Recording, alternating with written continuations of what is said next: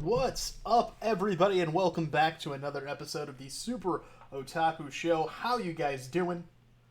How's everybody feeling today? What's good? What's good? Feeling good. I'm tired. It's like 100 degrees outside. It's awful, but I'm feeling good. As always, I am Bear, and I'm joined by tailor-made Otaku and my Roman half, Aaron. Good. Whoop whoop. What's good, y'all? What's good? So before we jump into what we've been watching, I have one thing that I have to bring up from last week's topic that I guess because of like the cast that we are, none of us mentioned. Last week we talked about different power systems in anime, and while I'm not a big fan of the series itself, I feel like we neglected to mention stands from JoJo, which are wild. I apologize. I haven't watched enough of JoJo to be able to. Actually, really haven't watched any JoJo. I think I watched 1 or 2 episodes, but they only had 1 season on Netflix, so I was waiting for them to put more on Netflix before I started watching it. Taylor so I didn't have. My excuse is I didn't have anything to say on the matter, regardless. I don't have anything positive to say on the matter. I don't know. JoJo always struck me as something fun because it's basically supposed to be a kind of satire of shonen, It's not a right? satire, Like it's not. no. It's not meant to be taken. No, it is like, not a satire. It is like straight up like it's shonen. So I think people tend to think it's satire because of like the art style is really like weird and beautiful. But over the top. yeah, but you got to remember like JoJo's been around since like DBZ, like began. Mm-hmm. It's like before it's like part of that OG shift to what modern shonen is. It just has its own style because Araki is wild. Anyway, I feel like Taylor has thoughts on JoJo. Are we just straight away going into JoJo hatred? I mean, I'm just gonna say it's not my kind of show. Not at all. I also don't love JoJo, for what it's worth. That's as nice as I can put it. It's not my type of show. I can feel it. Again, I have no comment. Though I have seen like these clips of the golden haired one when he does like the time stop thing. I do love the way that's done. I like the animation, the voice acting, and the sound effects are really cool for that like one particular power move. So I don't know. That's all I know about the show. But I think that's enough about us digressing into JoJo's Bizarre Adventure. You started it. I did. But I just wanted to say like stands are a cool power system. But anyway. We stands. What has everybody been watching, reading, or getting up to this week? You want to go first, Doug? No, I'm gonna let you take it, TaylorMade Otaku, because you weren't with us last week, and I feel like you got some stuff you want to talk about. No, I was I was away for a while dealing with family issues, and it left me drained and it left me depressed. So what better way to fix being drained and depressed and watch one of your favorite anime that you can go back and watch no matter how down you are, how many times you watch it, it still puts a smile on your face. And for me, surprisingly, it's not Yu Yu Hakusho. That's too long. I don't want to watch all that. I went back and I watched Okami-san and her 7 companions.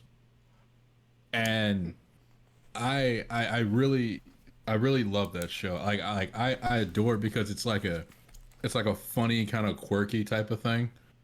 Because it starts out with this girl. Her name's Ryoko. She's a tsundere. I hate tsunderes. I love her. It starts off with her in an alley, like fighting some thug, and she has like these boxing gloves that are cats.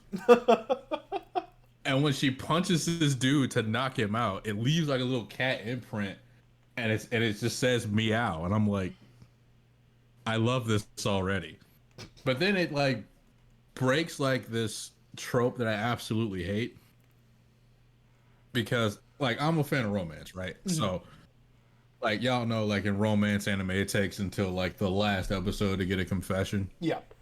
No, it took the beginning of the first episode, That's and cool. he's like, yo, I really like you. Please be my girlfriend. And she's like, and y'all know how normal tsunderes act, Mm-hmm. and they just get like physical, like verbally abusive. Like, why would I want it? She's like, no, like, okay, what do you love about me, you stranger? Like, what is all this? What is all this about?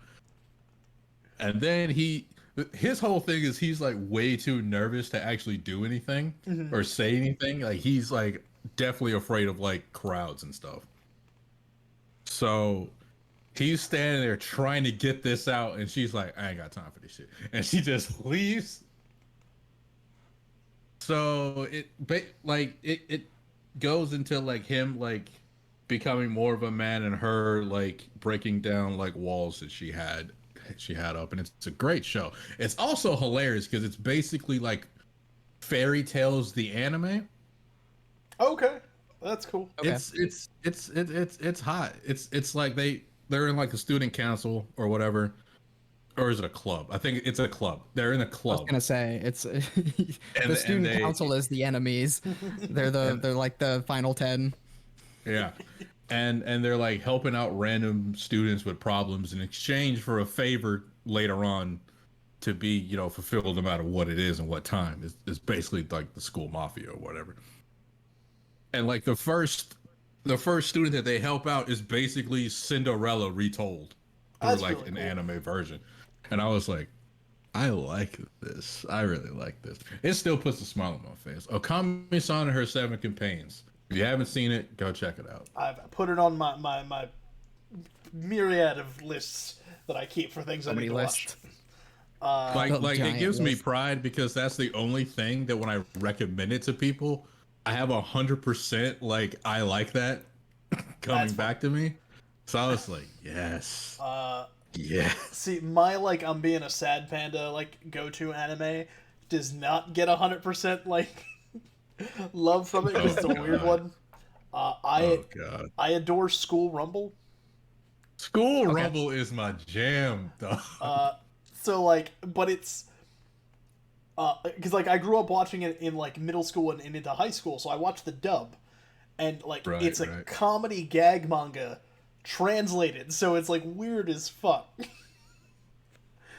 Into a dub. It's still funny for me. It's super funny, and like the things that happen are very wild because it's a love story and like rom-com thing, but it's a gag manga first.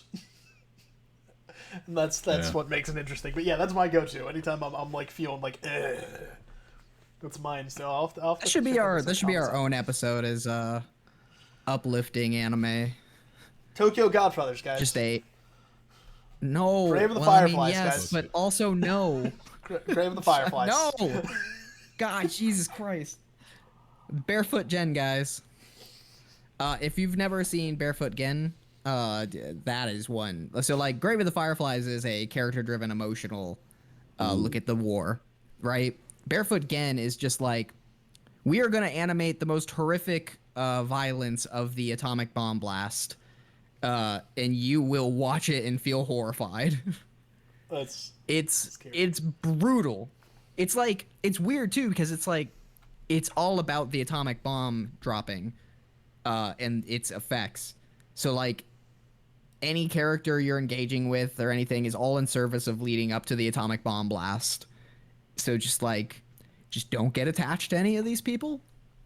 If you can manage, so makes life easier, I guess. yeah. So Aaron, did That's you? what they told me in Attack on Titan. I mean that's fair too, but Attack on Titan's more in like the vein of like, oh, it didn't work. It's like the, it's. It I'm did gonna work. watch well, that because we show. know once at she's some gonna point. make it. I don't know if she's gonna make it. I'm gonna watch She's that not show to the eventually. end, maybe, Gotta but- has to. I swear I'm gonna watch Because that show. Mikasa's a badass. She's a Anyway, beast. what I've been watching. So, of course, I've been watching Odd Taxi, continuing that.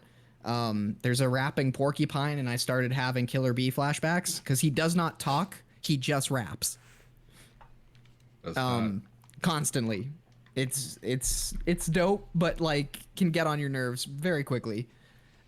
He also happens to be a really important character, which is I guess a minor spoiler, but not really. Um, anyway, been watching that. I've also been watching. Speaking of Killer Bee, I've been watching Naruto Shippuden, just continuing my journey. Watching that with my fiance because we made it past the point that she had originally made it up to, which was I think the puppet battle. So now we're all the way up to Sasuke versus Killer Bee. So we're about to skip a bunch of filler and get that. So we finally got past Itachi versus Sasuke. Thank God. Because that battle is like half of just kidding, or am I? Oh, just kidding again. You got caught in my genjutsu, fool. And they're literally just standing there staring at each other. Like, I love to imagine the fight playing out as if we didn't get to see what was happening in their genjutsu, and they just animated these two staring at each other for a full, like, 5 minutes.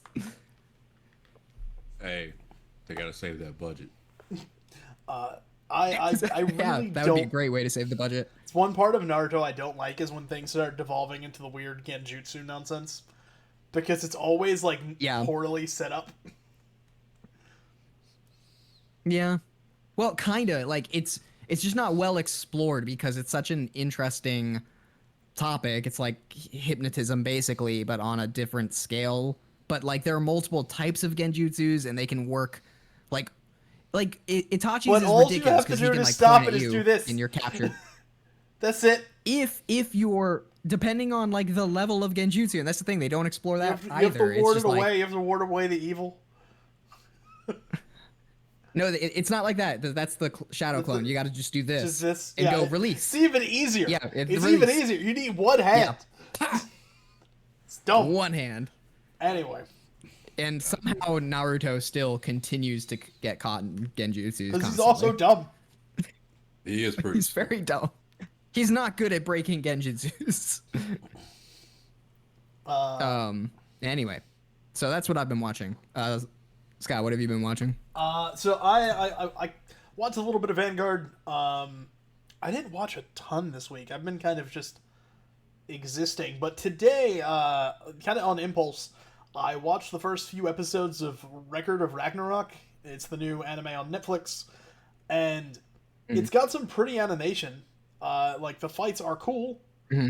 The pacing's kind of atrocious. I don't know if any of you guys have watched it. I'd seen some tweets. I know, like, Lanny Pator and some other people were tweeting out that, like, the pacing was really not good. And they're not wrong. I mean, it took, like, 5 episodes for the first fight to conclude. And, like, the first fight starts at the end of the first episode. How long are the episodes? Regular 22-minute episodes. And it's not like it's, like, a crazy action-packed fight, or it's not, like, lots of other stuff happening. It's, like, basically, in the middle of the fights, they start, like, they do all the setup and all the, like, exposition about who these characters are fighting. And then they, like, give you backstory, and, like, they just keep revealing more and more backstory and more shenanigans about them as they go. Yeah, that seems to be a common theme across, like, animes, or at least shonen animes, where totally sometimes just... Oh, I might as well do. I'll turn off my camera, and you won't get my hotness, but we're on sync. I need your hotness. Not my hotness. Yeah, that just seems to be a common trope of a lot of fighting animes is rather than usually it's because they have such a large cast of characters. So by the time you get to like a fight, you might not know enough about them to feel emotionally invested. But like starting with that seems a little weird, like right off the bat. Yeah. Funny enough, Taylor and I were talking in our chat about this. That's one of the reasons I struggle a little bit, I think, with Demon Slayer is because I love the way, like, Hajime no Ippo, right, is one of my favorite mangas of all time, one of my favorite animes of all time, and every arc is pretty straight. Like, every arc basically follows the same, like, setup where it's Ippo training, who is the main character, and then you also see whoever he's about to fight in them training, and you get to learn about them. And you kind of follow both of them, like, through their training, through their personal lives, why they fight, why are they boxers, and then you get to the matchup, and you want Ebo to win. Ebo's still our hero, but sometimes you're like, oh man, like this other dude needs the win, or like I totally understand why they're fighting just as hard as Ebo, and that's really cool. Yeah. But you know, Demon Slayer I think is better than this for sure, and Record of Ragnarok because it took 5 episodes. But Demon Slayer does the thing where right as a character dies, I also should watch more Demon Slayer. I guess I should mention that. We don't get to learn what the demon's story is until they're like seeing the flashbacks of their life as they die, which I enjoy the characterization, but I wish we like knew about them beforehand. Like I wish we gave a damn about them before you know, he just chopped their head off. It can be difficult, you know, I imagine, for a story where you kind of, the characters are thrown into a battle. So like have you gotten to the mountain yet? That's where I am now. And that's the thing is, like, the battles just kind of start really fast, and it's constant action, and it's really high octane. But that's what I kind of like, is that there is characterization a little before and during the battle. I don't you think get to know the characters because they're a little. It seems they're a little off. They're a little afraid of this other character. It builds intrigue, in my opinion. I don't think there's enough characterization. Like minions being afraid of their boss, that's nothing. That's. But like it's a very specific dynamic, which is what makes it weird. Like they're all coming each other brother and sister, and they start talking about like. But that's not enough, right? Like that doesn't tell me anything about these individual characters. Like as somebody who adores like shonen and action and battle stuff, the fact that like as I watch something like Demon Slayer or Record of Ragnarok now, I find myself very often going to my cell phone and playing things until the pretty art kicks in. Kind of makes me sad. Cause like once I see him like do his breath thing, I'm like, all right, shit's about to get real fucking pretty. Let's go. And then I'm into it.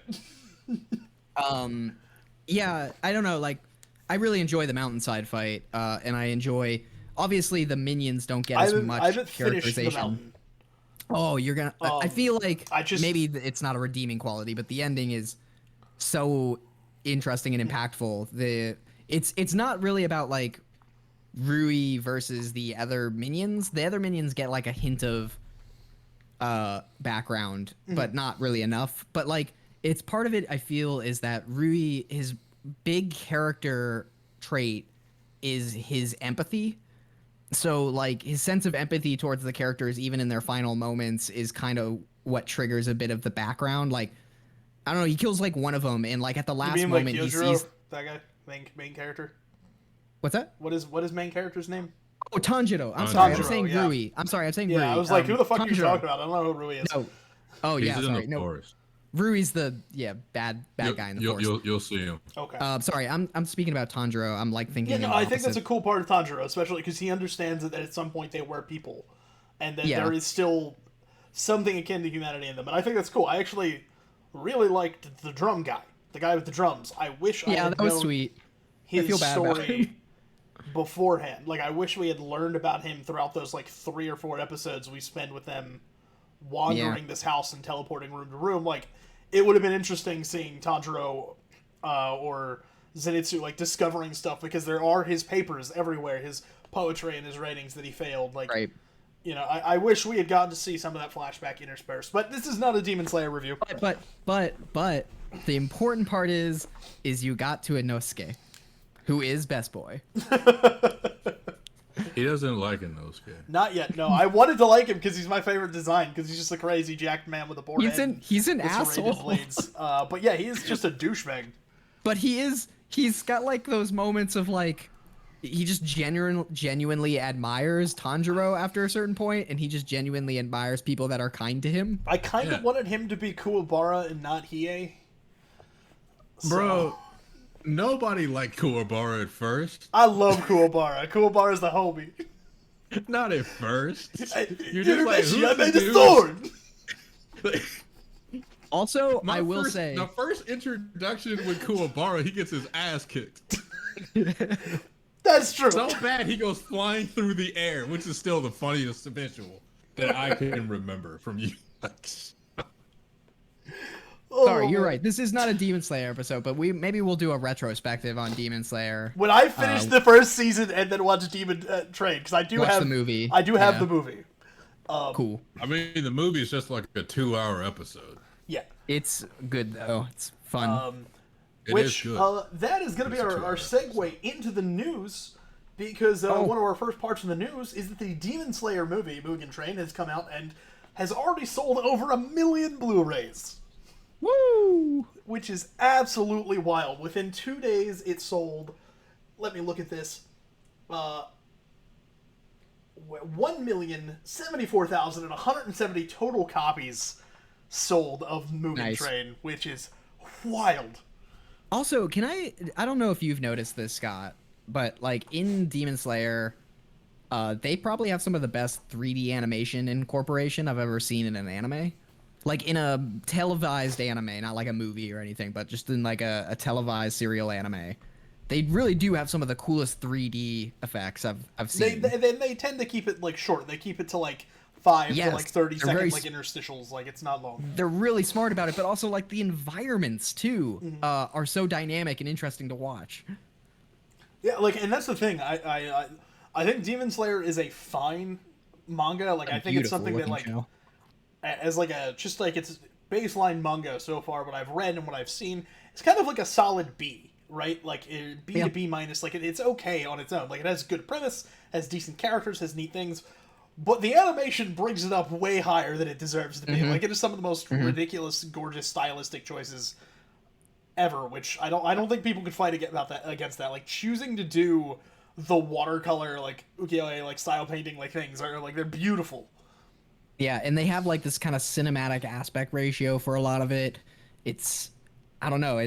They really put a lot of attention to the art style. Supposedly, the manga artist cried when he first saw it. Yes, which I think is it was really so good. beautiful.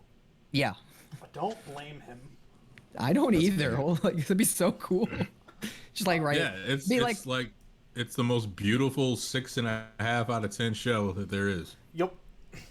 I'd put it at least a solid 7.5 for me. I enjoy it. No, it's a 6.5. But we're gonna save that for the Demon Slayer debate. I got a piece of news. Yeah, what do you got? I got something. I finally have something actually relevant to bring to the table. If you don't, I can mute you now. So the Junji Ito Uzumaki movie actually has a release date. It's October 2022. I don't know if you guys have seen the teaser trailer. Have you seen that? No. It's literally like 30 seconds of animation. And what was really sad is like the director of it, like there's a 3-minute video on YouTube of him introducing it and saying when it's going to come out and then showing the teaser trailer and going like, sorry, that's all I can show you. But like the worst part is him constantly apologizing for how late it's going to come out. And I'm like, dude, just give me a fucking quality animation. Stop apologizing. I'm so tired of this. Like, I feel bad for these people. Like, I just want you to focus on it. Like, I don't care about these people frothing at the mouth demanding something from you that shouldn't be a problem. Like, I would rather wait longer. It's okay. Just give me a good movie. And by that 30 seconds of animation, I'm already super hyped for it. Even our friend, well, not friend of the pod, he doesn't know us. Even our friendly Super Eye Patch Wolf was absolutely raving about those 30 seconds of animation, claiming it's probably going to be the best adaptation we could ever expect. And for anybody that's a Junji Ito fan, it's going to be a real treat. It does look cool. I don't know if you guys have read Uzumaki I have at all. not. Though I have heard that most of Junji Ito's stuff that has been animated, they do not do it It's terrible. justice, which is They don't. No. why it's cool that like this is getting the time that it seems to need to just breathe. And it's a movie, which also tends to get a little more love. Right. Yeah, the style is quite fascinating. It's this really interesting blend of it's the black and white like sketch outline style that Junji Ito is well known for, but animated in such a way that incorporates like 3D work and original or not original, but traditional 2D animation, kind of in this beautiful blend of like it gives it a strange feel, which is perfect for the kind of story that Uzumaki is, which is a fucking weird ass story. Like Uzumaki is not a I don't even know how I would describe it. It's it's very Lovecraftian. I'm sure you've heard that Junji Ito's work is very Lovecraftian in its style. It's just strange happenings that don't have a conclusion or don't get explained. They're just these horrifying events that happen to ordinary people, and like psychologically how those characters deal with it and process it and ultimately succumb to it. And Uzumaki is probably one of the stranger ones, but it's like I think one of his longer stories. I might be wrong about that, but it's a big book, and it's like the premise is so strange to carry it through a movie. I'm quite excited. Well, I will attempt to check it out because you guys know I don't deal with spooky things. Yeah, I would say this isn't like your typical horror genre. Very body horror oriented. So if you're squeamish about that, maybe stay away. Creepy. But yeah, I'm excited. All right, so continuing on with more news is Funimation over the last 2 weeks has continued to expand. They have just opened officially in Chile, Colombia, Peru, and also, I forget the name of the service, but one of the Australian anime services officially changed all of its branding, and it is Funimation, so Sony is making Funimation take over the planet, anime-wise. Which I don't mind if they all switch to the anime client that the PlayStation 5 uses. Stop with the fucking old one. It's bad. Switch to the new one. I don't know what any of that means. What are we talking about? Neither. PS5 got a brand new Funimation app, and it's gorgeous and modern and sleek, and it works, which is the biggest thing. So it's just like, was that exclusive to the PS5? That's kind of strange. So I think they're using the PS5 as the testing grounds for it, because like the PS5 was brand new and it needed a Funimation app. So instead of them using the old one, they gave us like a shiny new one. And it's eventually, I'm sure, going to be the app for everything, but it's so pretty and they need to do it now. Because I hate the old app. It's garbage. Is it? I don't know. I've never. Maybe I just haven't had problems with it. It's I don't know. Go look at It's the god awful. usability of that app versus any other streaming service app you have. The search functions, the categorization. Good. Maybe I just haven't like explored it enough to really think about that kind of stuff. It seems fine, I guess, on the face of it, but I just haven't used a lot of its functionality, I suppose. Yeah, I mean, like, every time, like, when you go on there, like, finding new shows, like, the amount of times I'll see duplicate uploads, or, like, things re-uploaded again, that, like, I'm like, what? Why are you telling me Yu Yu Hakusho is new? It's not. It's been on this service since it launched. Stop telling me there are new episodes of Yu Yu Hakusho. That's a lie. The newest episode of Yu Yu Hakusho. The show concluded in like 98. They really want you to watch Yu Yu Hakusho. Yeah. So we got some Gundam news, which our resident Gundam boyo is not here. But one is that this week we kind of mentioned this on Netflix. A whole bunch of Gundam stuff just dropped on there. We got basically the movie adaptations of the original run, parts 1, 2, and 3, and then Shark's Counterattack all just went up there.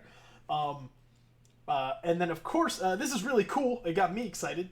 Is that we're getting a new Gundam Breaker anime project called Battlelog this summer. It's going to be airing on the YouTube channel, of course, and I'm really, really excited because it's going to come with a game.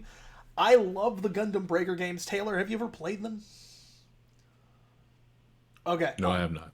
So, do you know of them? Have you, like, heard of the Gundam Breaker games? No, I have not. Cool. I know Aaron doesn't know this. So, the Gundam Breaker games are really cool. The last one, the only one we've gotten in English, was not great, because they fundamentally changed a lot of the systems, but Gundam Breaker 3, which you can get and import because there's no region lock, and I highly recommend, they're like Muso-style games, like kind of action, combat-y type games, and you can build your own Gundam. As you fight through levels, you earn parts, and you can buy parts, and you can take all the parts you get in the game and make your own custom Gundam. Like, you can change the colors, the paint scheme, the moves, the special attacks, all that stuff. It's very fun, it's very cool. I had so much fun basically making my own, like, anime arcs out of playing through the story mode. Every major tournament that I went through in the game, at the end of it, I would rebuild my Gundam from scratch before going into the next tournament. That sounds dope. I ain't gonna hold you. dude, it's super fun.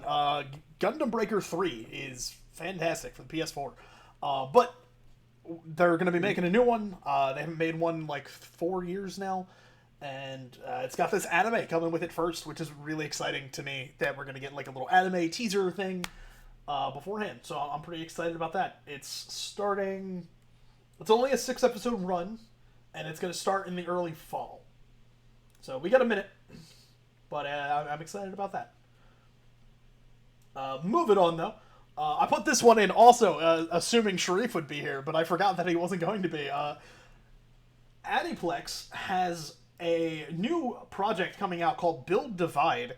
It is a combination of an anime and card game series coming out. So it's going to be a full anime run that's, I believe, a summer anime, and it's going to have a card game coming out with it. And some of the animation looks really, really pretty. They've put up some stuff. Again, it's called Build Divide. And they've just started like dropping some character stuff and everything out there. So I'm looking forward to it. Maybe I'll tweet out the like little animation sample they have later so people can check it out. But man, if it's a cool card game, Sharif and I will play.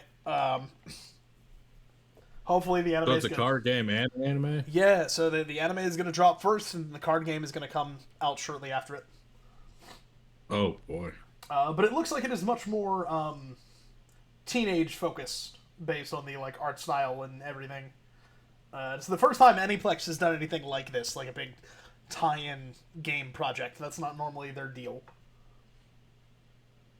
So I'm excited about Build Divide. I'm going to keep an eye out on that. Next thing, I didn't get to look at all the stuff they have, but the LA company, The Hundreds, is a streetwear company, and they have a cool crossover thing going on with One Piece. So if you need some dope American-styled, like, One Piece clothes, you can go over to their website, and it should be up now. I think they just started releasing stuff this week.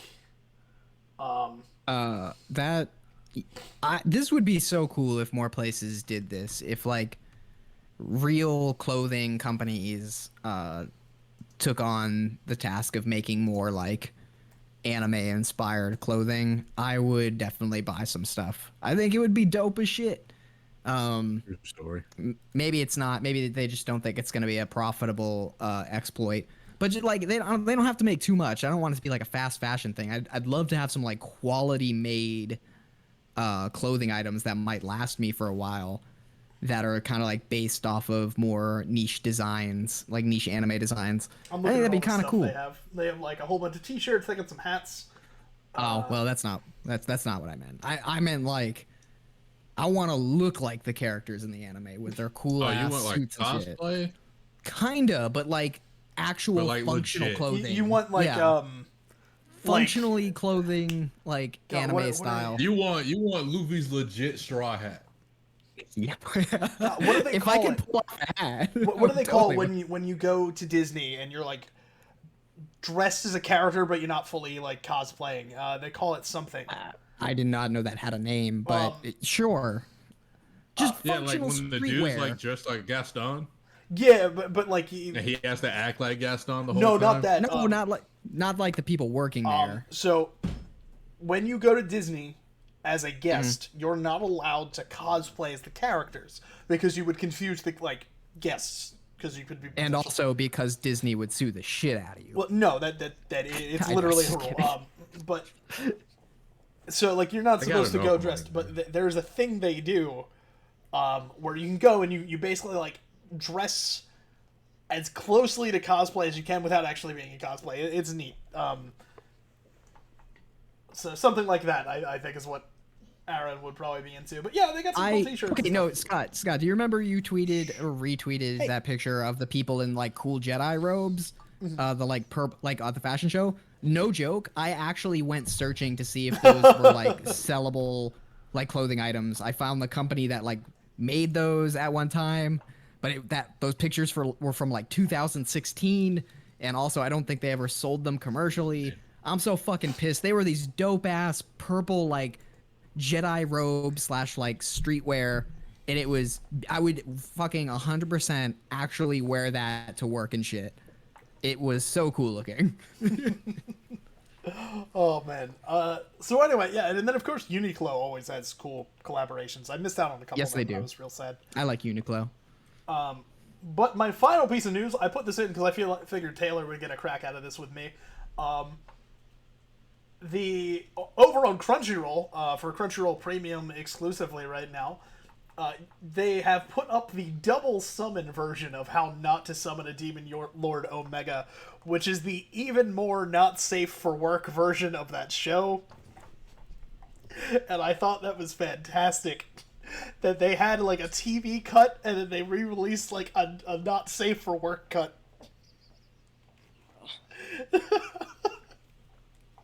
So yeah, the first 3 episodes are streaming now over on Crunchyroll Premium. I've never seen the show. It looks like a silly harem isekai thing, but I now need to watch it because I need to see what this double summon edition entails. Oh my god, Hinata is doing God's work over there. This is relevant because Taylor and I have both been pushing strongly for a hentai episode in the background. I want that. I just want to talk about hentai, bro. I ain't even gonna hold you. I'm I've been wanting slowly to talk about hentai for months. I'm slowly lamenting they're winning, chat. All right. Winning the battle. Yes, and with that is all the news that I have for you guys. And so I think it's time to move into the topic of the show.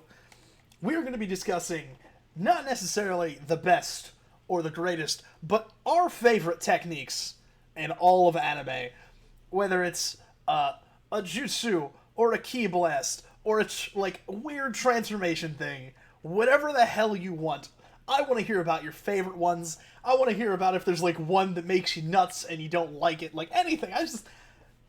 Techniques in anime are such a big thing.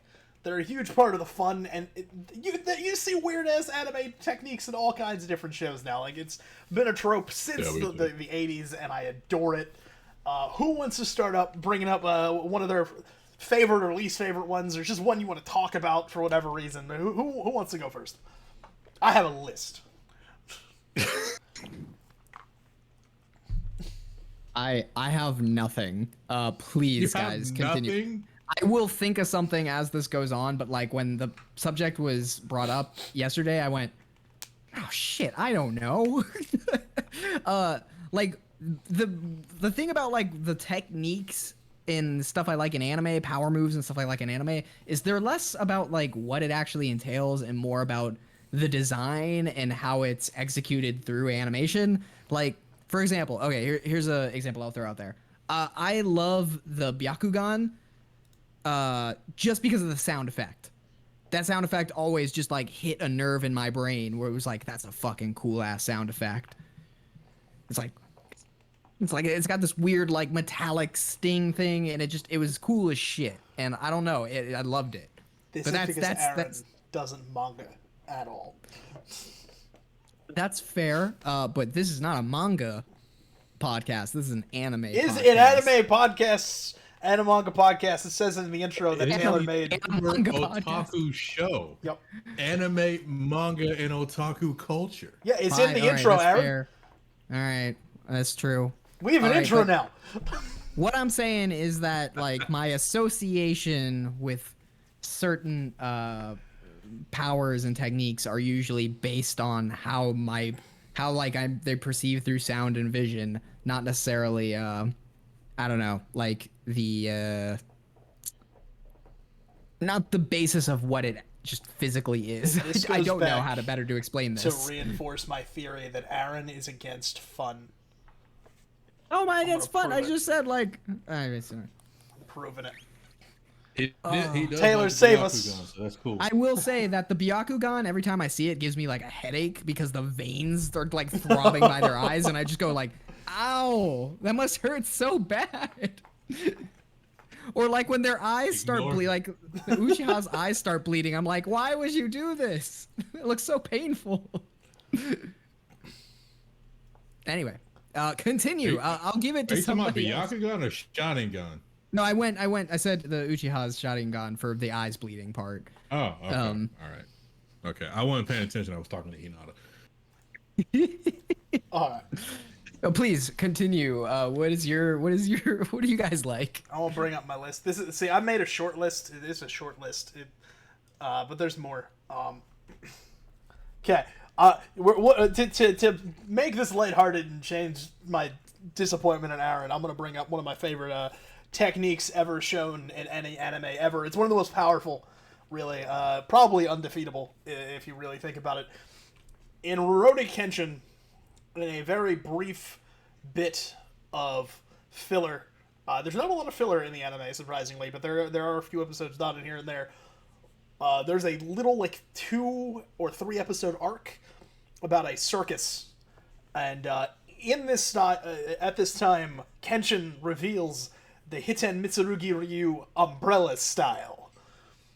That is a fantastic technique in and of itself. It is all the Hiten Mitsurugi Ryu like attacks and abilities completely changed and done with an umbrella instead. He does everything using like a parasol umbrella thing, and it's hysterical, and I love it. He like makes use of the umbrella being able to open and close as he does it and stuff. If you don't know, in Kenshin is like a swordsman. He does like the EI style draw as his main attack, and he normally uses the Hiten Mitsurugi Ryu, and he invents an umbrella style for the lulz, and I love it. I'm not gonna hold you. It's been so long since I've seen Rurouni Kenshin. I have no idea what you're talking about. I don't remember that at all. I have no idea what you just said because my headphones came out. Oh, I said it's been so long since I've actually seen Rurouni Kenshin. I have no idea what you're talking about. Dude, it's the most like nobody remembers this because it's not in the manga. So if you like anybody like. I tend to read the manga more often than I watch the anime, but in the anime, it has this, like, tiny-ass filler arc. And it might only be one episode where he just fights with an umbrella because reasons. It has to do with them being like a circus. Okay. He's just doing sword shit with an umbrella?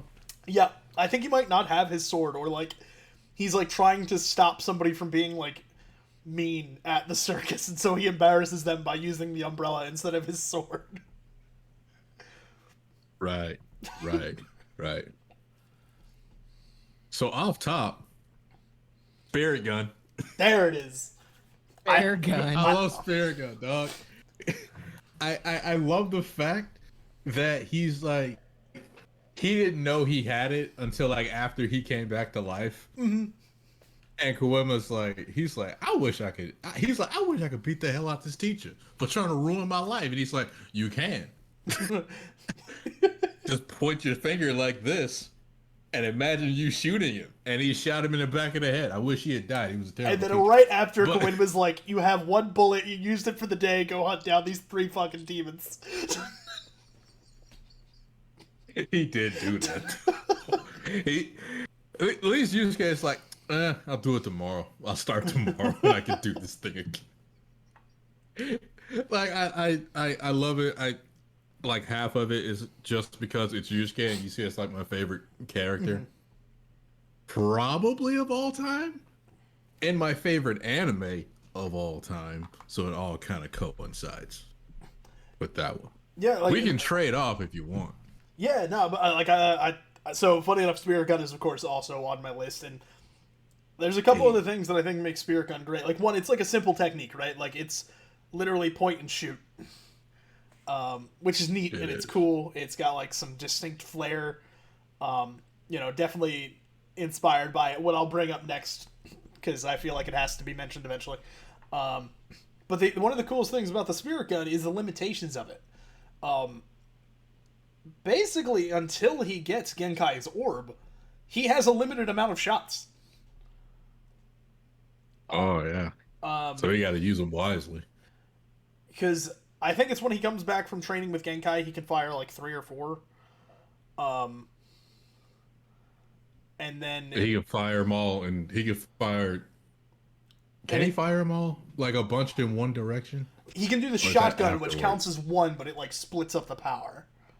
Right. Which is a derivative, which is cool, because it's an ability that we see that he can make use of in different ways. Like, we see him do the Spirit Punch against Rando, or one of the guys in that tournament. We get to see him do, like, the Spirit Gun. Eventually he does the double Spirit Gun, in the Dark Tournament. Like, there's a lot of like simple permutations with this power, and it's not until like he's fully trained and has all of the wisdom that Genkai has that he can freely use it and break through because even the Dark Tournament, with as strong as his Spirit Gun is, which is fucking dumb strong, he can do 5 shots. You know? Yeah. So it's a neat technique, and I think it's used well within the context of the story and the power scaling for Yusuke, which is really, really, really cool. All right. I got one. Okay. We got Aaron. This one's just pure joy. There won't be a lot of explaining to do. It's just the United States of Smash. Yeah. Because how do you fucking not love that name and that move?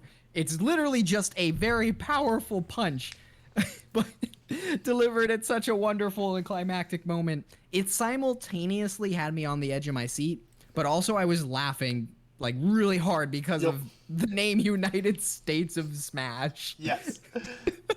It's also he fucking clobbers a dude. It's also just one of the coolest like animated moments in like action anime. And the music, like, it's all perfect. Him afterwards, like, doing the smile and the thumbs up, like, Deku, it's all you now. That's my last hit. That's my tag out. I also like how he's just like, I wasn't putting my back into it earlier. Like, what? Come on, All Might. Oh my god. I brought a friend. Yeah. I'm holding this up until you're done talking about All Might. All Might's the GOAT. By the way, this actually worked for me. I was doing my heaviest set of deadlifts that I've ever done. And as I did it, as I went down to grab the bar, I said under my breath, 1 for our 75% lift up. It actually worked. Like, it got me hype. I don't know, like I like the way, I do love the way Midoriya says it. Like, I do love the way he says 1 for all. At least in the subbed version, because I don't listen to the dubbed version. He's but joining I do love us that. for the rest of the show. The rest of it.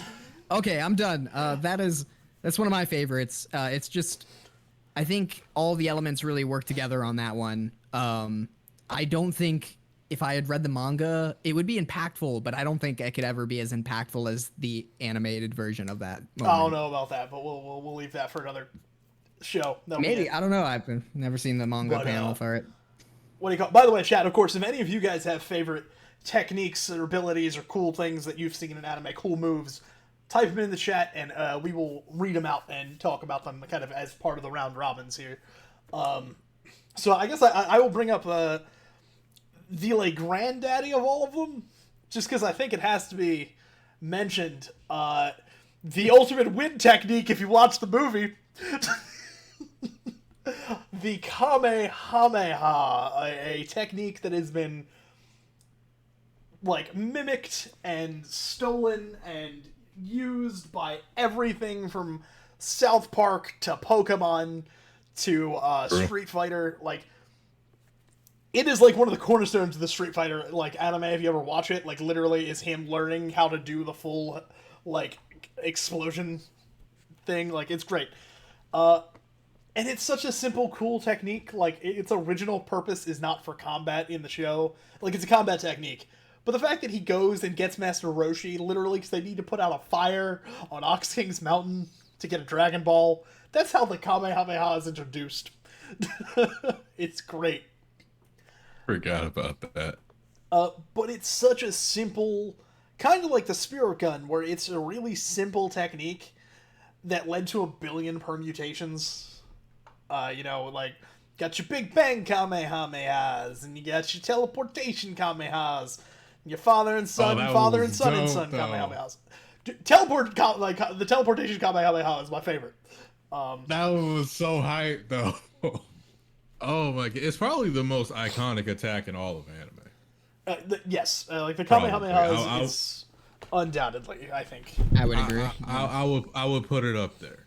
I would put it up there. But I will say, it's probably not the attack in Dragon Ball that got everybody the most hype. Because all the little kids around the world watching Dragon Ball did the exact same thing at the exact same time.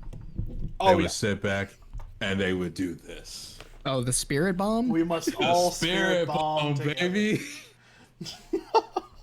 I love the spirit bomb, but it doesn't work. Yeah, so It does not work. It's worked one time. Yes. Out of like what? That's all 4 it takes. attempts? It's the final hit of the entire series, though, so it's great. It's insane. God, because Oh how many my God, times is it used? Because they use it against Vegeta. He used it against Vegeta, it didn't work. He then used it against Frieza, it didn't work. Then he used it against Boo, that's when it finally worked. And then my favorite of all time, he used it in the Tournament of Power.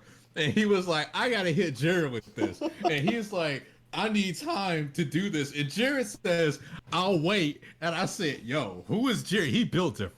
So then he throws it at Jiren, and then Jiren just blinks, and it just throws it right back in his face. It's my favorite thing in Dragon Ball Super. I say favorite, it's the only thing I've seen in Dragon Ball Super. I haven't watched Dragon Ball Super. I have no interest in Dragon Ball Super. As soon as they said Super Saiyan God, I said I'm out. I'm out. This is about to get Dragon Ball Z as fuck. They finna take this to the next level. They finna go past that and then past that again. And I'm just not here for it. What's stronger than a god, dog? Apparently an angel. Don't understand it. But hey, it's Dragon Ball, Spirit Bomb. One of the best. No, I can't even say it's one of the best. It's one of the most. I don't even know what word to use. It's just one that got every kid in the world to just put both their hands up in the air. So, while we're talking Dragon Ball, my two... no Enzo in chat says it does work. It works to soften them up. Like, that's what it's for. It's a preamble. It's a great filler. It's a startup move. It's your starting. It's your opening salvo. Move. It just takes 10 minutes to sacrifice. Can we like, that would be great if like Dragon Ball, they just started right off the bat with Spirit Bomb. Like they didn't do anything else. He just starts with a Spirit Bomb. Oh. Like, I'm not gonna wait to go to my ultimate technique. Like, I ain't fucking around here. I want to point out, for the Spirit Bomb to work, it takes Mr. Satan. Just, I want everyone to acknowledge that. Without Mr. Satan, there is no Spirit Bomb. That is only the second time in the entire show that he's useful. He is my favorite. The first time character. It's funny. He's only useful in the Boo saga because he's the one who was like, "Hey Boo, chill out," and Boo's like, "Cool, we got a pupper," and then the pupper died, and then Boo lost his goddamn mind. Yep. Mr. Satan and Boo's friendship is like one of my favorite aspects of all DBZ. Like, and it's great seeing it continue into Super because like they are so genuinely best friends, and it's great. It's cute. Anyway, I will, since we're on DBZ, I'm gonna bring up my two favorite attacks in Dragon Ball Z. Destructo Disc. Destructo Disc is one of them because it's dope. The Destructo Disc is so cool. It is one of the cool things about the Destructo Disc is that it's an ability that from its introduction, while the Kienzan never gets to work, it is something that punches so hot, like far above its weight class, and it shows that like as a martial artist, Krillin is very intelligent and he is good at what he does, but he understands he's outclassed, and so he came up with a technique that would help him overcome that in this like super condensed high speed rotating blade. Like the fact that Vegeta is like, oh shit, dodge it, Nappa, stop trying to eat the blade, you fucking dumb, is like a great moment. And you know, the fact that we get to see like Frieza kind of steal that technique later and seal his own doom is really neat. Oh my god. My favorite one, and this is my favorite technique, not necessarily because of the anime, but because of Dragon Ball Z Budokai Tenkaichi 3, and the like customizing of your characters and like going through the battle tower and stuff. If anybody remembers that from PS2 era, is Super Saiyan Gogeta's Soul Punisher.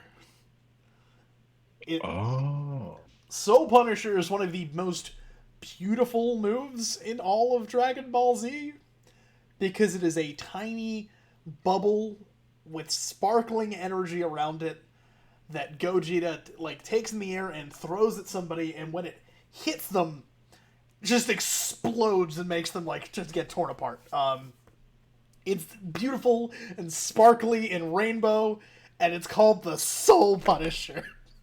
There's no explanation for it. That is lit. It has no like build up. It just comes out of nowhere because it's in an OVA movie. But I adore it. And in that game, it's broken because it's like one of the single strongest hits in the entire game if you power up your character. And I would spam the fuck out of it and beat my little brother because I was a cheater. Hell yeah.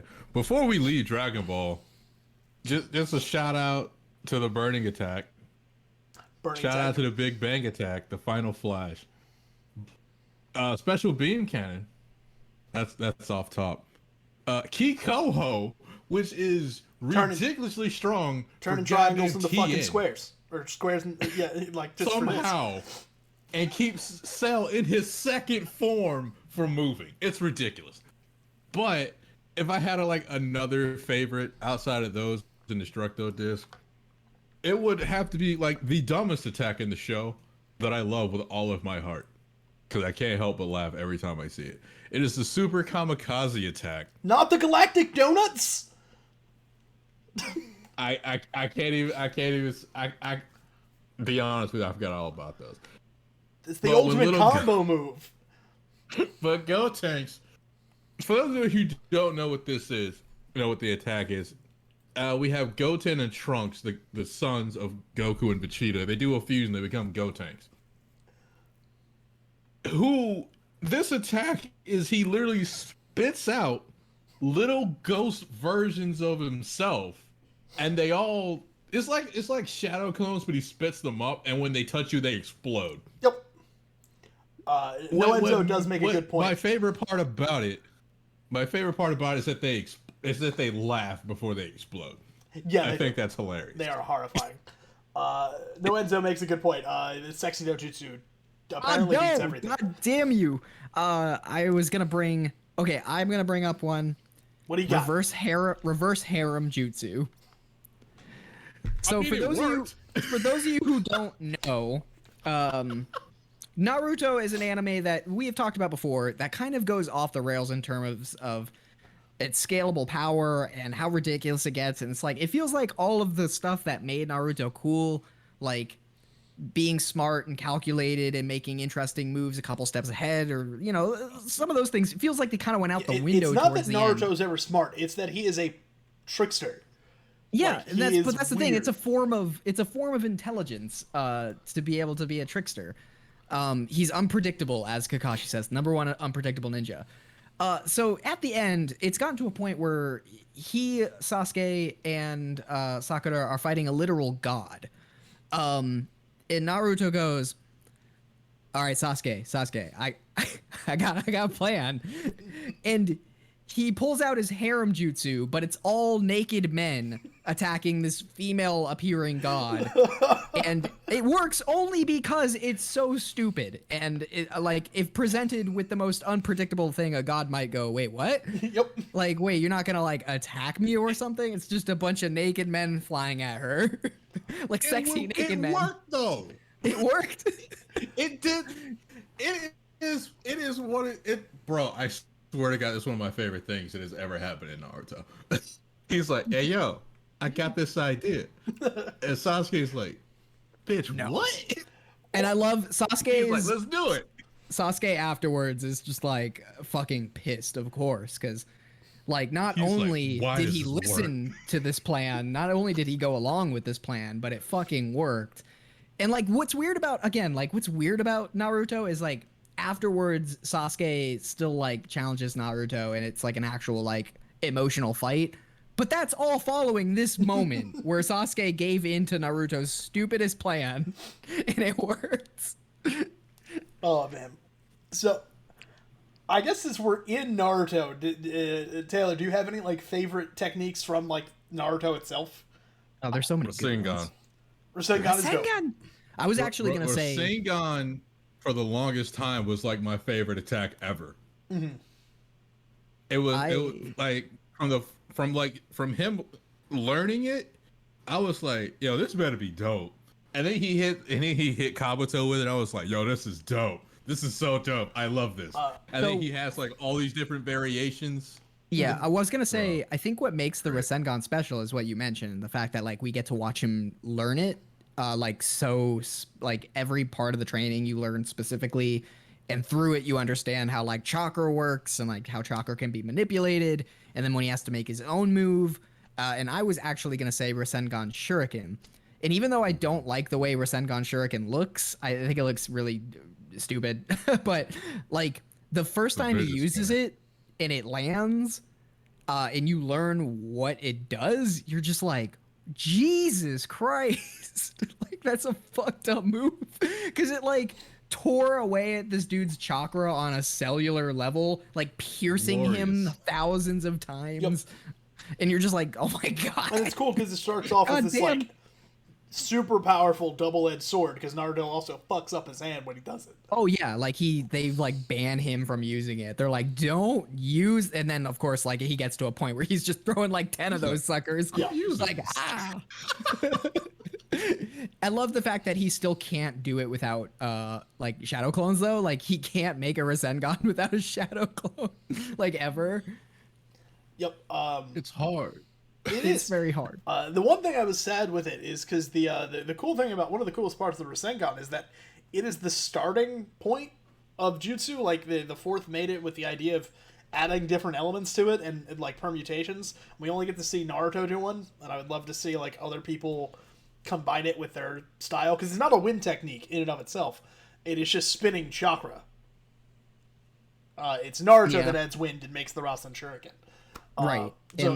Like it's like it's cool that they get to explain some of the other techniques. Like I think Kakashi goes through the like to try and make him understand how this works. He like talks about his Chidori, which is a cool technique in and of itself, if not just for the cool sound effect that it's associated with, the like crazy chirping sound. Mm-hmm. You really like sound effects, don't you? I do. I'm a sucker for like good sound design. And for anime, it's kind of it's crazy because like it's really hard to learn how they do those. They keep like how they make those sound effects under heavy lock and key, which is both annoying and makes it more intriguing. Because I'm not great with sound effects. I don't know how to make them myself. But like they just sound like things you couldn't just make, I guess is what I'm trying to say. You know, unlike Western animation, you have these sound effects that are just so outside of the traditional thought process of how you go about making a sound. It's like listening to Star Wars for the first time. When you hear the sound of the blasters or the sound of the TIE fighters, you just go, holy fucking shit, that's cool. Because you like never would have thought to make these combinations to make these sound effects, and how effective they are at selling whatever it is they're doing. They become iconic. And to me, like, I think Naruto is probably one of the best at implementing interesting and unique sound effects, because a lot of the moves have their own very like Chidori specific... has a very unique sound of like the crackling. Rasengan. The swirl of Rasengan with the chakra sound, like the Byakugan activation. Even the shadow, like even the stuff like Shadow Clone Possession has this really unique kind of like stretching sound. It's like you kind of hear it like getting towards the limit of how far it can stretch, like within the sound effect. All really work to make it so much better to me. So yeah, when I think of Naruto, I immediately associate the technique with whatever sound effect they use to sell it.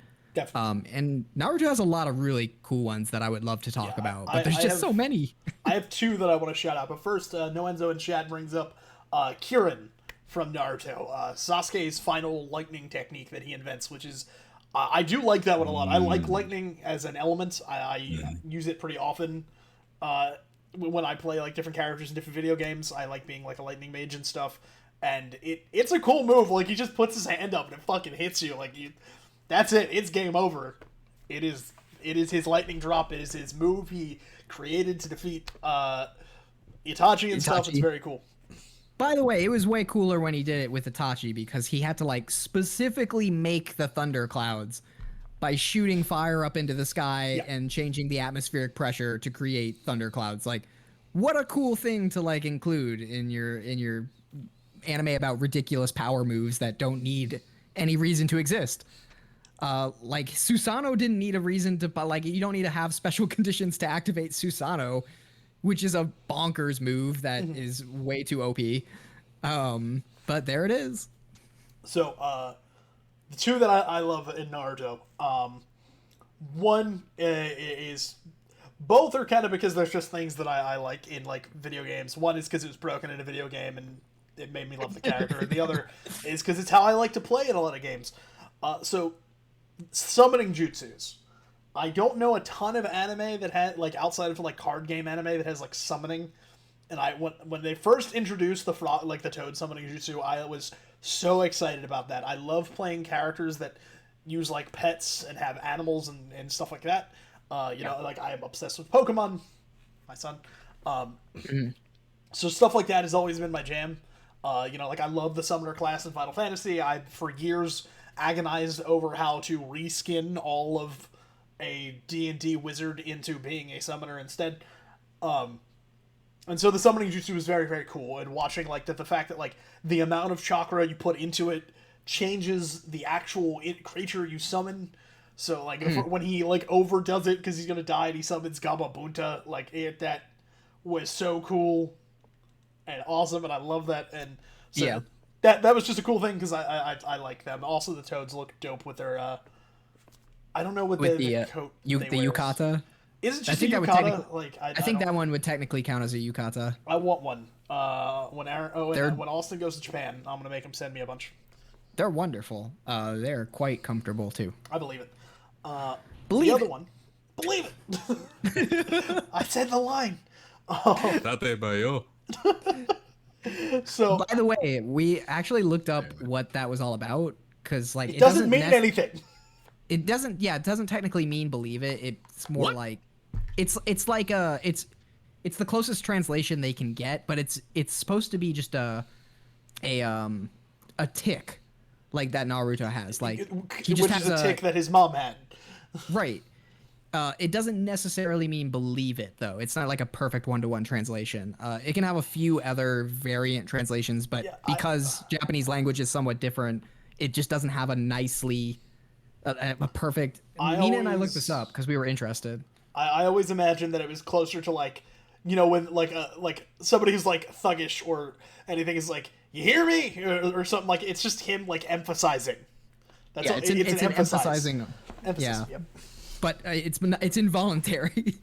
Like he doesn't mean to keep doing it. He just has that. I feel like Taylor's just had a glass shattering moment. He's like, oh. I feel like I've been lied to my whole life. Don't. It's just language nonsense. It doesn't matter. That's what we do here on SOS. Is we just inadvertently ruin anime childhood dreams and beliefs. What's your second one? What's your second one, Scott? My second one is the Leaf Hurricane. Oh, okay. Yeah, of course. Because that technique is wild. So, okay, if anybody doesn't know, my actual favorite character in Naruto is Rock Lee. I love that man. Super underutilized character. The moment he showed up, I fell in love with him. He is who I main in all of the Naruto games, no matter how good or bad he is in them.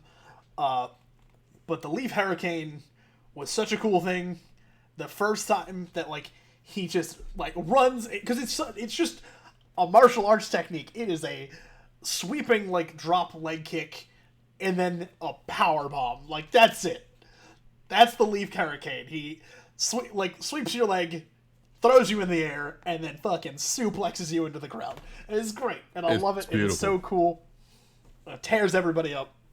It's the multiple kicks when he's going up that make it like especially special. As he's just like just kicking you in the stomach repeatedly, making you fly ever higher into the air. I special acknowledgement though to drunken boxing technique. That's also hype. Rock Lee. That is also hype. Which never gets brought up again, unfortunately. It needs to. It would be great if in the last ninja battle, he somehow managed to go into a drunken stupor. Well, it'd be cool if like it's something that like now that he was like older and could responsibly imbibe a little, like he started to do it, right? Like as an actual like real martial art, like really go into it. because it's emphasized that he is pretty hard to beat when he is drunk. Because even like according to his master, it was a shit show. He couldn't like get Rock Lee under control. Taylor, you have any ones you want to bring up from the Naruto-verse? My last one is literally everything this one does for obvious reasons. Literally everything she does.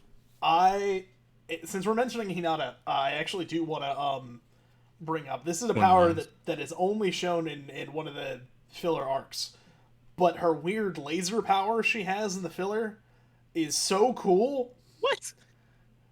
It's such a cool. So, if anybody doesn't know, Naruto has a couple hundred episodes of filler between when Sasuke leaves and Shippuden starts because they needed to put as much time as they could. Yeah. And there's so this much. A lot of good filler. ones in there too. There's some cool moments, and there's a part where they do this entire mission with like Hinata and like with Naruto with Hinata's squad, and she's fighting these like bees, and because she didn't have the dragon fist, the lion dragons yet, they didn't like introduce that until Shippuden, which are dope. They are very dope. They instead introduced this thing where Neji has the full like 8 trigrams. He's got all of that.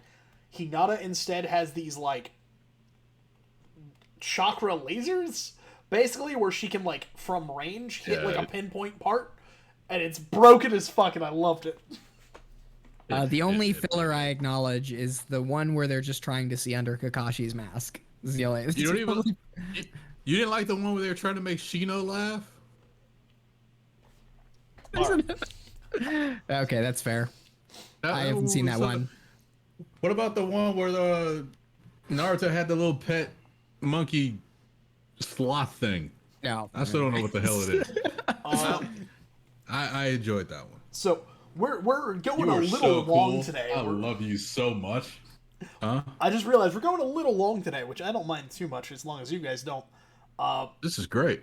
Yeah, that's fine. I'm gonna mildly like speed through a couple of my ones on my list, and then if you guys have like things you want to bring up in those series as I do, or you want to talk on them, let me know, and then we can pass it to everybody else, and they can bring up things. I don't have a ton of ones I like from Hunter x Hunter. I think there's like some cool things in there, but the main one I love just because I enjoy it aesthetically is Kalua's Godspeed. It is just like a weird Super Saiyan lightning aura. It's very cool. It's a neat technique. The way he gets it is sad and cool, where he knows what it feels like to be electrocuted, and therefore he can use that power. Is the saddest thing. So that's why he can be lightning. It's because his family has tased him so many times. Poor child. This one is kind of universal, and I marked it specifically in 2 different shows. The Windscar and the Getsuga Tensho. Windscar from Inuyasha and the Getsuga Tensho from Bleach. It's a simple technique. It's in a bunch of different animes. They very often use it in as swordsmen and stuff. But I always think it's cool as fuck in any show where somebody can just do the draw blade and do wind slash. I always find it cool. I have since I was a kid. I think they're awesome. Togoro when he does the finger bullets, just flicking wind at Yusuke, and it hits almost as hard as a spirit gun. It's goddamn. Anything like that. I love it. I feel like we broke Taylor. Bro, I'm gonna be real with you. I fucking hate the Gekka show. I hate it. It might be because I just don't like Ichigo, and I find it kind of lame that that's literally all he does. It's just a Tekka Tensho. He doesn't do anything else. His sword can't do anything else. Yeah. He pulls out more power just for a stronger Tekka Tensho. His ultimate attack is a big ass Tekka Tensho. Yep. Bro, I don't vibe with it that much. We can talk about the Windscar instead. Windscar. The Windscar, I do like that one better. But visually yeah, it's the same cooler thing. as well, and it has more variants. Like I think there's like eventually he gets it so he can Yeah, do like the tornado thing and everything. like he can do he can do like a tornado. I think that one like takes the opponent's attack and like takes the energy and throws it back at him. He's got one called like the Adamant Barrage where it shoots diamonds. He's got one that he is it yeah the blade turns red and he can break through like barriers and stuff. Like see that's why I like it. I like that one a lot better because he can do a lot more. Ichigo's just a giant Tekken 10 show with a bunch of terrible ass sword fighting. I can feel that. Yeah, like I Yeah. specifically like the whole wind technique thing. That's fair. That's So fair. this is the next one is from Grappler Baki. It is a move that's used like twice, and it's got a really cool visual, and it is stuck in my brain forever, ever since I watched it for the first time in high school. It is Retsu Kaio's Lotus Hold. It is this like technique where he jumps up and around your neck and shoulders and grapples you basically with his hands and his legs. His legs kind of wrapped around your neck, and he does a full rotation around your neck, and it looks like a lotus. And then he basically fucking snaps your neck as he does it, and like it's disgusting, and it's a vicious technique, and it looks beautiful, and it's Retsu Kaio, and he's a badass. You probably just type in YouTube Retsu Kaio Lotus and it'll pop right up. It's vicious. It's not in the new Grappler Baki. It's in the tournament arc before that, the last anime. Okay. I was gonna say it's not something I'm familiar with, so. God damn. Yeah. Is it so? Is it like visually like that technique that's overused in Hollywood now, where they'll come up like they jump up, grab you with their legs, do like a full rotation around you, and use that momentum to pull you over and flip you. No, You know what he I'm talking literally about? jumps up and like will sit on your shoulders with his legs in a like throat leg lock, like the way you would with a front of you rear or naked behind choke, you? Okay. but except for with his legs. And he's sitting on your shoulder like cross-legged, like wrapped around, and then he rotates in a full circle, okay. and you die. And you die. A man's vicious. And then you die. And my last anime, I'm sure I can think of a billion more, but because it's one of my favorites, and it's got some of the coolest fighting stuff of all time, and these are all real techniques, which makes it really, really, really cool, is Hajime no Ippo. Got 3. One is a silly one, but I always giggle every time it's used. It's Aoki's Frog Punch. If anybody hasn't seen Ippo, Aoki is one of the 2 comic relief boxers in the crew out of the 4 main members of the Kasagawa gym. By the way, if anybody knows where I can find a Kasagawa gym jacket like Ippo wears, let me know. I will pay all the money for it. And literally what he does is in the middle of the fight, he will find a way to distract somebody, and he will drop all the way down onto the mat, like crunched up like a frog, and leap up into a double uppercut jumping punch into somebody's jaw. And he misses more often than not, and it's hysterical when he does, so that's 1. 2... broke Taylor. 2 is Ippo's first killer move. It is the Gazelle Punch, or a liver blow. It is a low-stepping uppercut into a liver blow that is disgusting. Ow. Watching Ippo's body, like, the amount of torque that man leans down and brings up into people is horrifying. But it leads to his ultimate technique. The absolutely lethal when done right Dempsey roll, which is a real technique used by Jack Dempsey. There's not a lot of footage of it because it was such an early thing in boxing. Tyson used a variant of it sometimes. It is a figure 8 rotation of your body and torso, and as you do, you use the momentum to come in with big bomb hooks that if you take the pace, your opponent can't stop because they're getting hit by giant fucking bombs that are now powered by normally a strong infighter, backed up by the momentum of their building rotation as you're moving back and forth in this pace. And it's really cool. It's really well animated in the series. It's gorgeous in the manga. Watching Ippo just press into people and you feeling the amount of impacts this man who is known for having like rib shattering power now throwing a barrage of punches that are getting harder and harder as he keeps moving. Yeah. So that actually sounds kind of like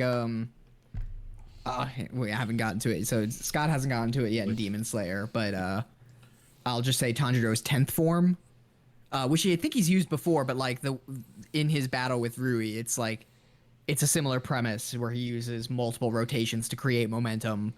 And of course, in that show, it's fucking beautifully animated. It's so cool looking in Demon Slayer. It's probably the most well animated sequence of the show thus far. Barring only the one I'm gonna bring up, which is actually my favorite technique from Demon Slayer, and it's Zenitsu's Thunderclap, which is just so fucking OP, but it's so cool to watch every time. It's like everything about it, just like from his starting stance where he like lowers his head like fully, so he's like almost parallel with the ground, to it's just like full execution is always so goddamn cool looking. Scott, have you gotten in the mountain sequence? Okay, so you've seen it used then on the not in the mountain, but he used it with the drum demon. Yeah. Yes, he uses it on like a lower demon. Just so I've seen it used once, but I haven't seen it used on the mountain yet. Oh, it's better, so much better in the mountain scene. Oh my god, I'm so excited for you. But yeah, Zenitsu's Thunderclap is so goddamn cool looking. And it's, I don't know, like I think this is another one where like all the elements really work together, from like whatever music they happen to use to like the sound effect of like actual, like it makes an actual thunderclap sound as it like fully goes through, to I don't know, just the animation of like him speeding through something is just entirely too cool. It's too powerful. And okay, and I'll throw one more out there because this one's kind of a throwaway, but it's as good as any of them get. Normal consecutive punches. That is on my list. I was saving it for the final technique. Because it's the ultimate weapon. It's the ultimate technique. Well, that's not necessarily true, because as far as we know, we haven't actually seen his ultimate technique. His serious punch is probably his ultimate technique, but like if he ever actually went up against an opponent that could hypothetically match his power level, it would be interesting to see that technique. But that would ruin the premise of the show, because honestly, it's all about the fact that he's never actually serious, and that it's the other characters fighting that makes it more interesting. An honorable mention to Machine Gun Blows, because I really love Machine Gun Blows. Machine Gun Blow. So, Taylor, what ones you got? I have 3. All right, let's hear them. 1 for nostalgia, 1 because I love the character, and the other one I have to remember because I forgot it already. First of all, the one for nostalgia with little Agumon here with his mega evolution to War Greymon. Mm-hmm. He has his attack. I forgot what it's called, but the Nova Flare. No, not that one. He raises his arms up like this and makes like a triangle, and he starts spinning and turns into a goddamn tornado. Yep.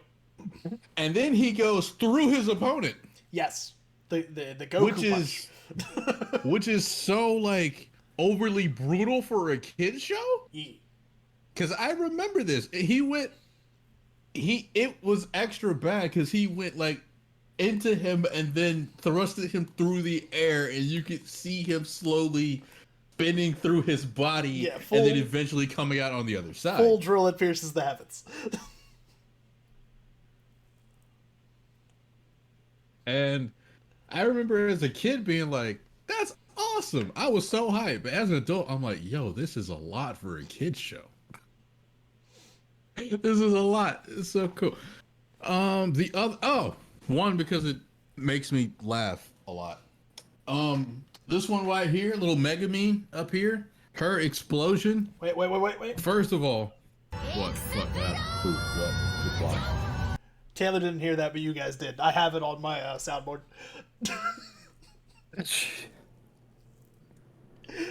I have her screaming explosion on my soundboard.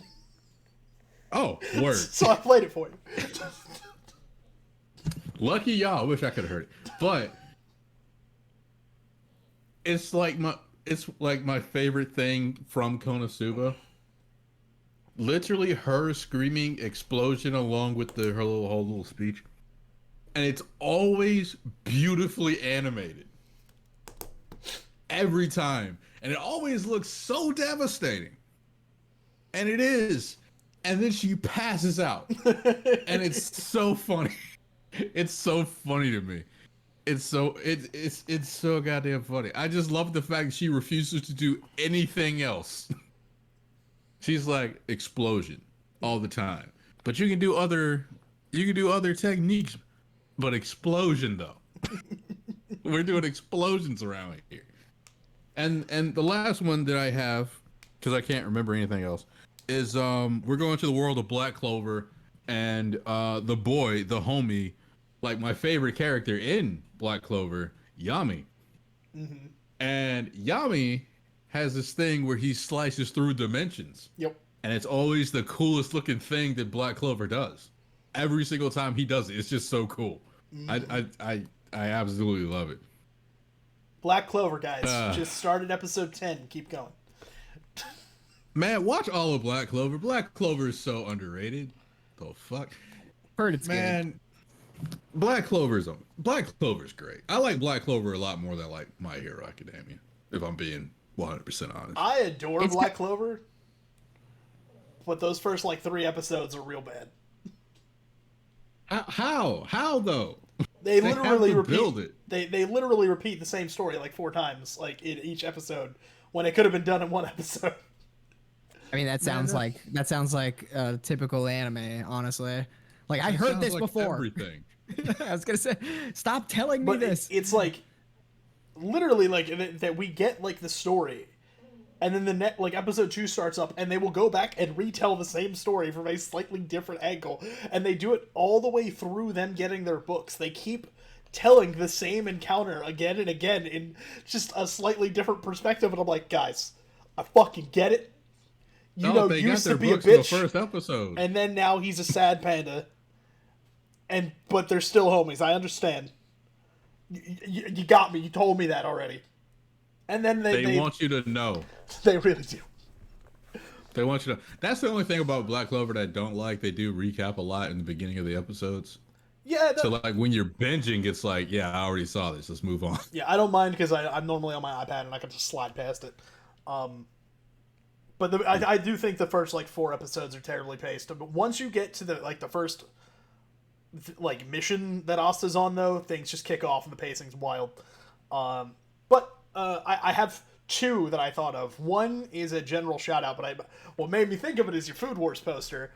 I forget the guy who uses it, but I love the dude who uses the trace technique. It's a thing that happens every now and then in shonen and action anime. There's a character who can perfectly copy at somebody else, and I thought that guy was cool. No, I hated that character. In most shows, I'm not a big fan, but in Food Wars, it works so good. Because he's such a weird and goofy character. I love him.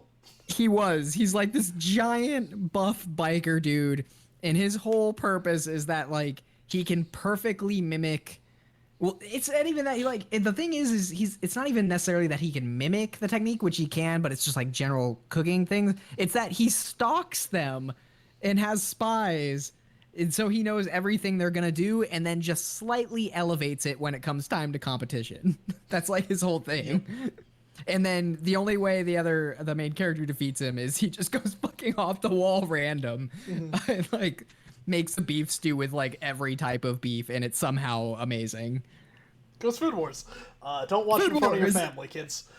No, it is a strange show which you will learn a lot about cooking and interesting things like that, but then I mean you can watch it with your family. There are no nipples. Yeah, the nipples make it awkward is what's obviously not the orgasmic screaming or the Yeah, I bursting got some off of weird looks from clothes. my family the one day, or my friends, my roommates.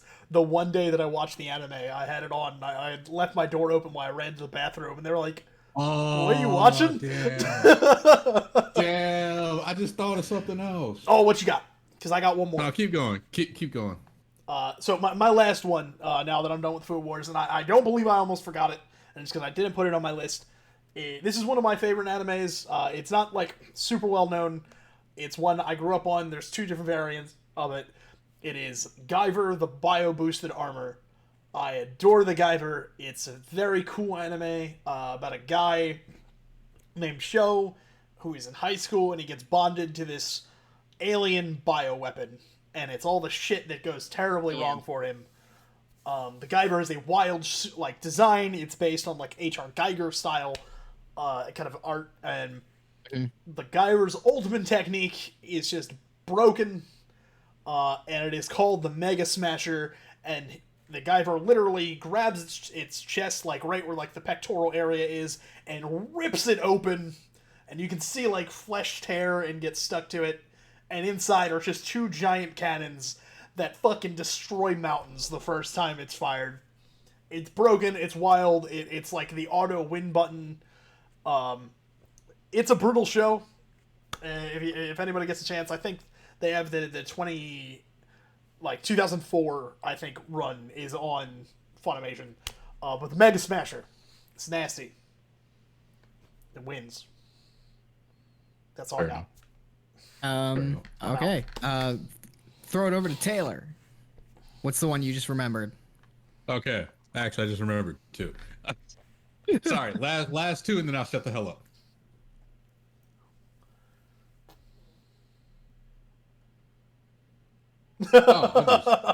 This whole thing just messed me up.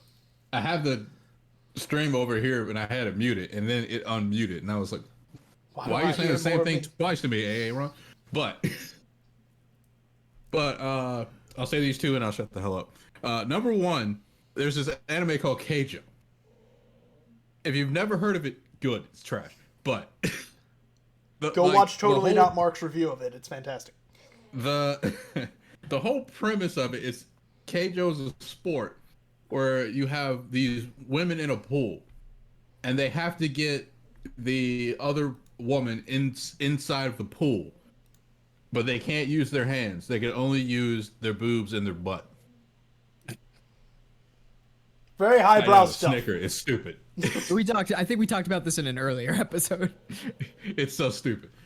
But there's this, of course, as an attack that they use, because this is anime.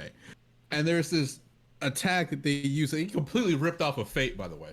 But this, I think it's like Boobalon or Assalon or something like that. And this chick just summons like a bunch of portals and a bunch of asses just come out of them, and then they just fire at her. It's the greatest thing I've ever seen. Fire It's one of the what? greatest things I've ever seen. Just boobs and butts just firing at this chick. Oh, It's the dumbest thing you're ever gonna see that's gonna make you smile. What's this? What's the final one? Bring us home, Taylor. The final one is from an anime called High School DxD. Boost. And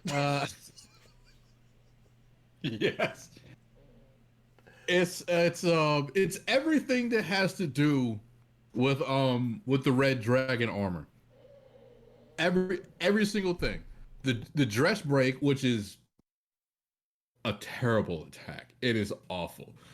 He touches the girls anywhere, and then he snaps his fingers, and then their clothes just rip off. It's ridiculous. But when he goes like full like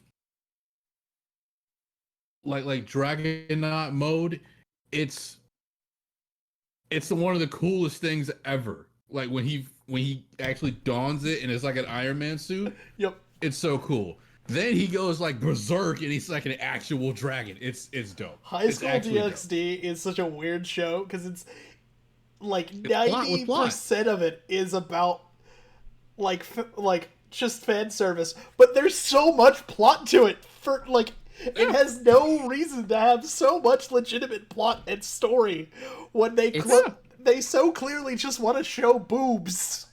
Hey, like there are pornos out there with plot too. Let's not discount them just because they're all about sex appeal. That is true. That is true. I got one to finish us off because it's the ultimate technique. It's from Naruto, which we discussed, but it is a technique that went unmentioned, and it is Kakashi's 1,000 years of pain. The ultimate finisher move to end all finisher moves. By the way, a real thing that Japanese kids do to each other. What is it? Kancho or something is what it's called? Kancho. It's a real thing. And it is devastating. In the podcast. And with that, in the podcast. This has been the Super Otaku Show. In case you didn't know, I am Bear. This is Taylor Made Otaku, and that is Aaron. You can find Taylor over on YouTube and Twitter at TaylorMadeOtaku. There's a whole bunch of really cool anime-based content over on those. Aaron and I are, of course, on Roman Bear Productions and Roman Bear Pro, and of course, Super Otaku Show 1, where we do all kinds of different shit all across the board. We weren't joined by the Shooting Star Sheriff himself this week. He had to work because he's lame, but you can check out his YouTube channel where he does a bunch of uploads of different anime games. I believe he's doing Persona 5 Strikers right now. And yeah, that's gonna be it for us this week. Until next week, so long, and keep watching anime. Peace.